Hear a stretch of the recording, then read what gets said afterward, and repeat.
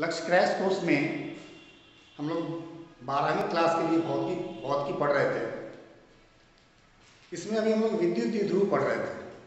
पिछले वीडियो में हमने देखा था विद्युत द्विध्रुव क्या होता है और विद्युत द्विध्रुव आघूर्ण क्या होता है। यहाँ से 5 मार्क्स का क्वेश्चन आता है, लॉन्ग क्वेश्चन, कि कोई विद्युत द्विध्रुव है, उसके किसी एक बिंदु पर अक्षीय, निरक्षीय या अन्य बिंदु पर विद्युत तीव्रता का व्यंजक कैसे प्राप्त करेंगे। तो आज मैं आप लोगों को एक क्वेश्चन तैयार करवा रहा हूँ, अक्षीय बिंदु पर आप तीव्रता कैसे निकालेंगे।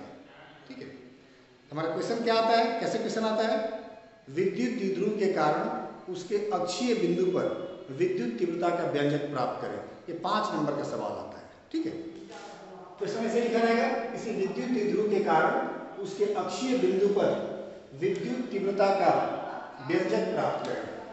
क्या प्राप्त करें? विद्युत तीव्रता का व्यंजक। तो मैथमेटिकल पोर्शन और थोड़ा सा थ्योरेटिकल दोनों इसमें है, थोड़ा सा लिख लेंगे। क्या करेंगे? तो मान लेंगे, माना कि किसी विद्युत द्विध्रुव के आवेश क्रमशः -q तथा +q है। हमारे पास एक विद्युत द्विध्रुव है, एक आवेश है -q और एक आवेश है +q, जो एक दूसरे से 2a दूरी पर, कितनी दूरी पर रखे गए हैं? 2a। यहाँ और यहाँ के बीच में दोनों आवेशों के बीच की दूरी कितनी है? 2a दूरी पर स्थित हैं। उनका द्विध्रुव आघूर्ण हम लोग पिछले क्लास में पढ़े थे। द्विध्रुव आघूर्ण होता है q × 2a। वेक्टर फॉर्म में लिखना चाहे तो वेक्टर फॉर्म में भी लिख सकते हैं, p = q × 2a होगा। उसके मध्य बिंदु से, मध्य बिंदु ये हो गया आपका, मध्य बिंदु से x दूरी का ये हमारा अक्षीय बिंदु है। x दूरी के किसी बिंदु पर, कौन बिंदु? यहाँ वर्ड बोल सकते हैं, अक्षीय बिंदु पर, अक्षीय बिंदु पर विद्युत तीव्रता प्राप्त करने के लिए क्या करेंगे? तो दोनों आवेशों के कारण तीव्रताओं का सदिश योगफल प्राप्त कर लेंगे। क्योंकि यहाँ पर तीव्रता जो होगा किसका होगा? धन आवेश का होगा कि ऋण आवेश का होगा? तो ऑब्वियसली दोनों का होगा। इस धन आवेश का भी होगा तीव्रता, ऋण आवेश की तीव्रता होगी। अब पढ़े थे हम लोग, धन आवेश की तीव्रता जो होती है आवेश से दूर की ओर होती है। कहाँ होती है? आवेश से दूर की ओर। और ऋण आवेश के लिए आवेश की ओर।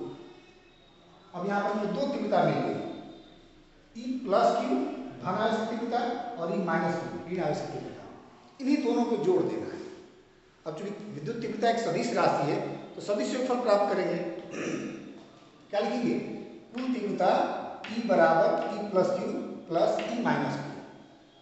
अब आप देखेंगे E+q और E-q के बीच का कोण जो है ना 180 डिग्री है। और अब पढ़े हैं दो सदिशों के बीच का कोण 180 होता है, तो उनका परिणामी जो होता है a - b पढ़ते हो। परिणामी का सूत्र होता है a² + b² + 2ab cos theta का स्क्वायर। थीटा जब 180 होगा तो कितना आ जाएगा? a - b। क्या कितना हो जाएगा? इनको जोड़ेंगे, परिमाण निकालेंगे। परिमाण कैसे लिख सकते हैं? E+q का परिमाण -E - q का परिमाण। तो धन आवेश के तीव्रता का परिमाण ऋण आवेश के तीव्रता के परिमाण से घटा देंगे तो आपको मिल जाएगा। अब बस इतना ही है आपका फिजिक्स। उसके बाद मैथमेटिकल पोर्शन है जो पीछे पढ़ चुके हैं हम लोग।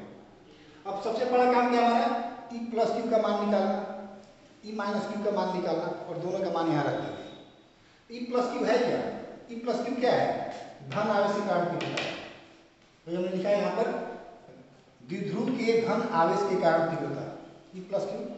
और आवेश के कारण तीव्रता का फॉर्मूला जानते हैं, 1/4πε0 q/r²। 1/4πε0 q/r²। पिछले क्लास में हम पढ़े थे। अब यहाँ r की बात आती है। r क्या होता है? तो r जो होता है उस आवेश से बिंदु की दूरी होती है जहां पर हमको तीव्रता प्राप्त करनी है। तो आवेश यहाँ पर है, हमको यहाँ निकालना है, ये दूरी कितनी है? तो चूंकि हम दूरी कहाँ से लिए हैं? उसके मध्य बिंदु से। ये x है और ये उसका आधा है कि पूरा 2a होता है। ये कितना हो जाएगा? a।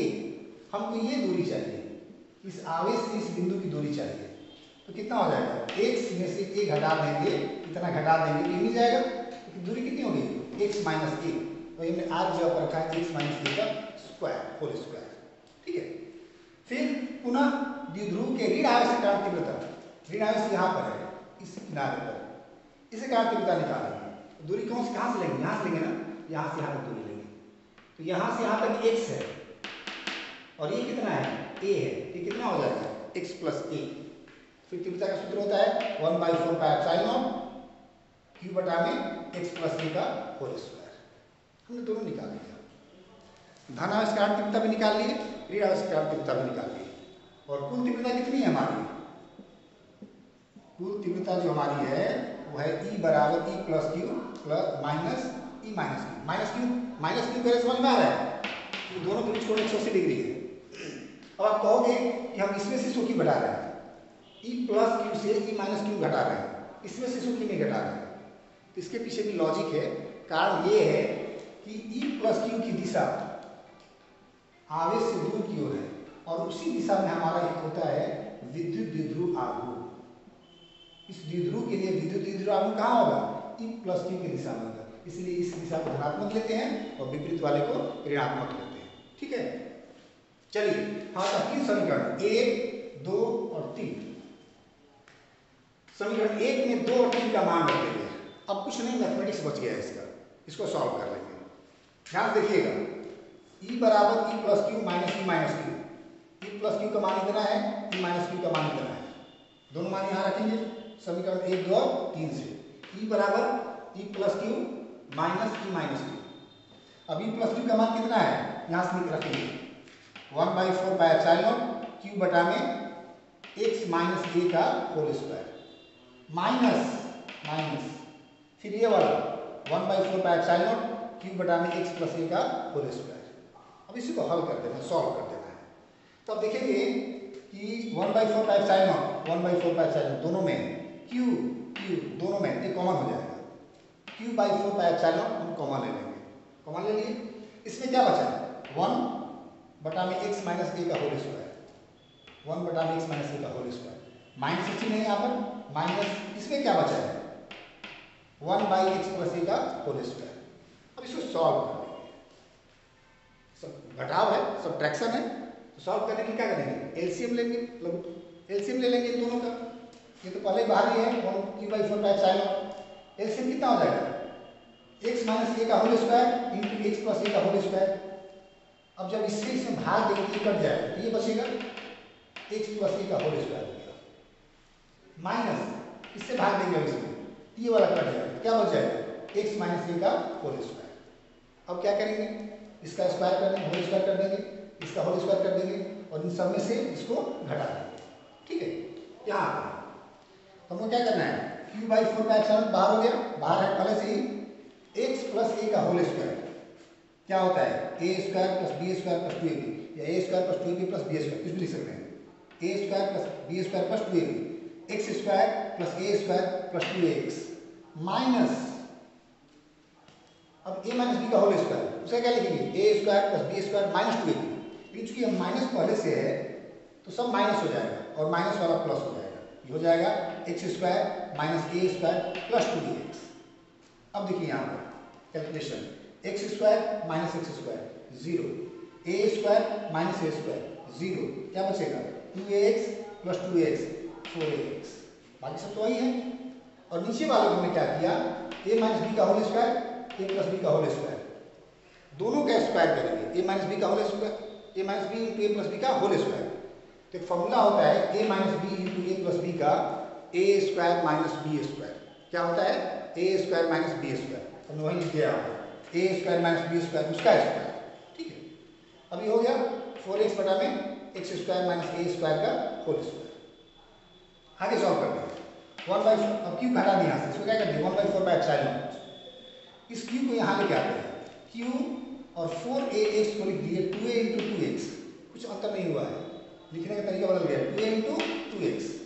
अब ऐसा क्यों लिखे हैं तो हमको चूंकि q इंटू 2a एक सदिश राशि होती है p, q इंटू q कितना होता है p होता है, इसको हम 1/4 पाई एप्सिलॉन नॉट और q इंटू क्या लिखते p इंटू 2x, ये क्या हो गया 1/4 pi epsilon not 2px by x square minus a square का होल स्क्वायर।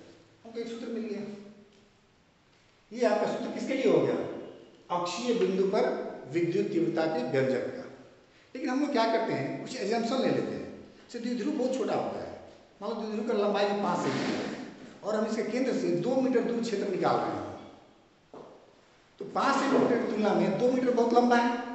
उसी को हम लिख सकते हैं, यदि x बहुत बड़ा हो a से, x बहुत बड़ा हो a से, तो a को हम नेग्लेक्ट कर सकते हैं, a स्क्वायर को छोड़ देंगे उसकी तुलना में। x बहुत बड़ा है, ये बहुत छोटा है, इसको हटाएंगे तो कोई फर्क नहीं पड़ेगा, तो उसको छोड़ देंगे। तो क्या बच जाएगा हमारे पास, 1/4 और 2px यहाँ होगा और यहाँ पर x4 होगा। तो हमने क्या किया, एक x को x से कटा दिए, ये x कट जाएगा, ये नीचे वाला कितना हो जाएगा, 3 हो जाएगा। ठीक है, तो क्या लिख देंगे, 2px/x3। बस ये हमारा सूत्र हो गया।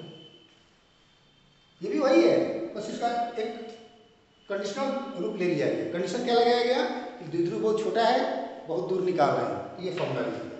अब वेक्टर रूप में लिखना हो तो क्या लिखेंगे, ई इधर वेक्टर है, इधर कौन वेक्टर है, p।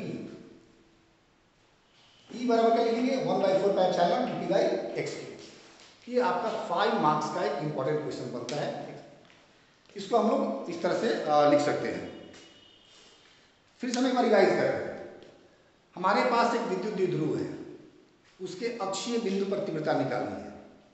अक्षीय बिंदु पर तीव्रता निकालने के लिए क्या करेंगे, धनावेश की तीव्रता, ऋणावेश की तीव्रता, दोनों तीव्रताओं को जोड़ देंगे। कौन योगफल लेंगे, तो सदिश योगफल।